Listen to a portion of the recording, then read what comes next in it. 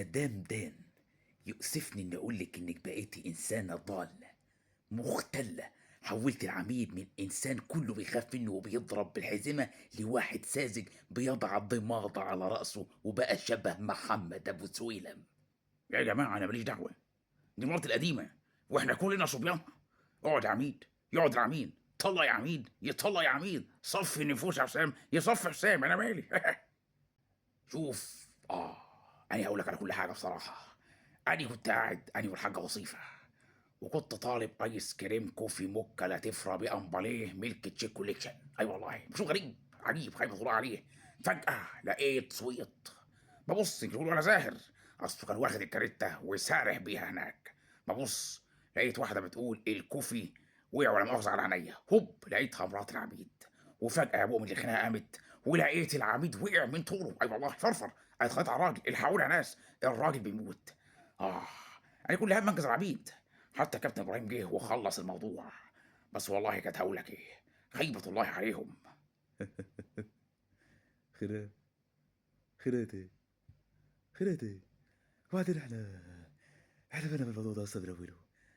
اتنين ستات وجوزهم رتبة في الشرطة عميد بيتخانقوا مع بعض. احنا بقى راجل ماليش دعوة.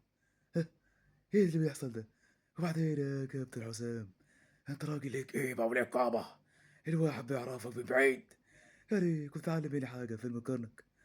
هو في وسطهم كده في وسط خناقة لهم، انا هعرفكم ازاي تكلموا خالد صفوان حسام العميد. عيب عيب. سياده العميد، انا عارف ان حضرتك رتبه كبيره، فانا شايف ان احنا نلم جميع الاطراف ونقعد عندنا في البيت مع مدام شهيره ونحل الموضوع بدل كلكم ما تبقوا سيره. ها، قلت ايه؟ والله يا جماعة، الواحد زهق من الحوارات دي والله. وفي ناس دلوقتي بتقول لي انت بقالك فترة شغال رياكت رياكت رياكت، قلت لهم ما انت عارف انت اي عبث هتلاقيني فيه، وانا مش لاقي الايام دي غير العبث. احنا مالنا؟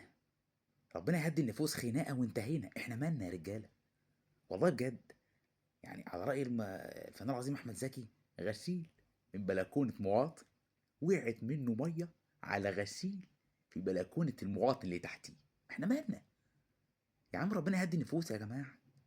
خلاص، يعني خلاص بقت مواضيع البلد نشوف مين خبط مين ومرات مين ضربت في مين. ايه العبث ده؟ تكتفي بهذا القدر.